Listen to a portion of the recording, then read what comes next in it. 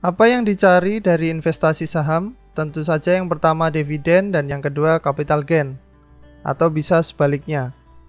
Kita analogikan investasi saham ini seperti membeli ayam.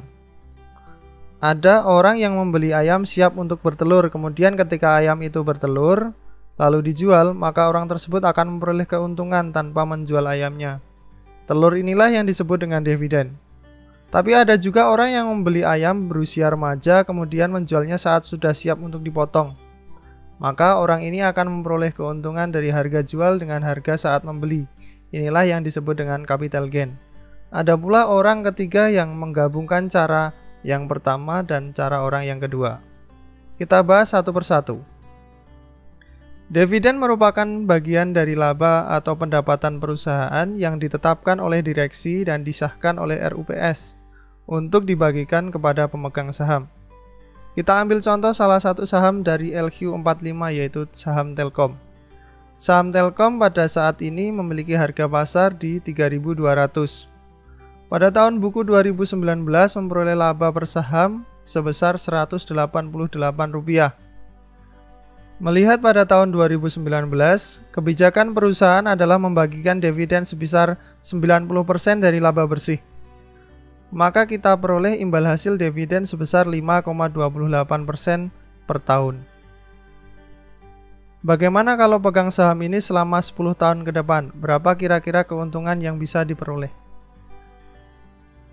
Anggap saja dividen yield-nya adalah 5% tiap tahun dan kita investasikan dana sebesar Rp1.000.000 saat ini. Selanjutnya, dividen yang kita peroleh setiap tahun kita investasikan lagi pada harga beli menyesuaikan dividen yield tadi. Maka perkiraan dana investasi kita selama 10 tahun akan menjadi Rp1.552.969 atau naik lebih dari 50%, tepatnya 55,29%. Selain dividen, poin kedua yang kita peroleh dari investasi saham adalah capital gain. Capital gain merupakan keuntungan dari harga jual saham dikurangi harga saat membeli saham. Untuk menghitung capital gain ada banyak rasio yang bisa digunakan. Tapi pada kali ini saya akan menggunakan price earning ratio untuk memperkirakan harga saham 10 tahun yang akan datang. Price earning ratio atau PER adalah perbandingan harga saham dengan laba bersih setiap saham. Pertama kita hitung rata-rata PER Telkom 10 tahun terakhir sebagai dasar perkiraan PER 10 tahun ke depan. Dari hasil perhitungan diperoleh rata-rata PER Telkom selama 10 tahun adalah 17,5 kali. Selanjutnya kita cari rata-rata laba bersih 10 tahun terakhir sebagai dasar perkiraan laba bersih untuk 10 tahun ke depan. Rata-rata laba bersih Telkom setiap tahunnya naik kurang lebih 5,71%.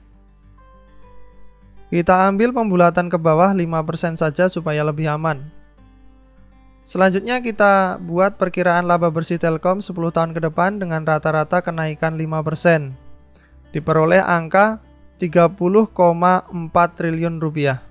Kita masukkan angka-angka tersebut ke dalam rumus perhitungan untuk memperoleh perkiraan harga saham 10 tahun mendatang.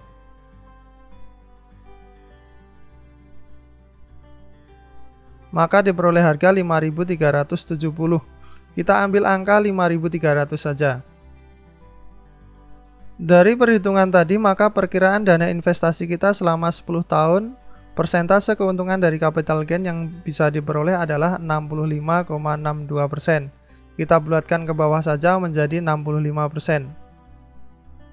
Jadi jika kita bisa memegang saham ini selama 10 tahun, maka potensi keuntungan yang bisa diperoleh ada di angka 120%. Ini adalah gabungan dari dividen 55% dan capital gain 65%. Ini hanya merupakan salah satu contoh perhitungan kita dalam menghitung dividen dan capital gain, bukan mengarahkan teman-teman untuk berinvestasi di saham Telkom. Segala bentuk keputusan investasi ada di tangan teman-teman sendiri. Kunci dari investasi saham adalah pemilihan dalam hal saham, harga, dan waktu. Semoga video ini bermanfaat. Sampai jumpa di video-video berikutnya.